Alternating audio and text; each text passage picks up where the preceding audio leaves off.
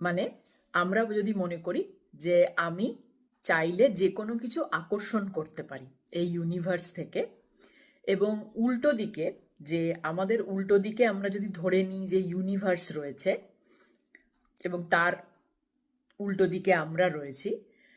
সেক্ষেত্রে ইউনিভার্স কিন্তু একটা আয়নার মতো কাজ করে। ঠিক আমাদের সামনের আয়না যেমন আমাদের ছবি রিফ্লেক্ট করে, প্রতিফলন করে, সহজভাবে বলতে গেলে ঠিক সেরকমই ইউনিভার্সও কিন্তু আমাদের, মানে আমরা নিজেরা যা ভাইব্রেশন ইউনিভার্সকে পাঠাই এই আমাদের রোজকার দৈনন্দিন জীবনে,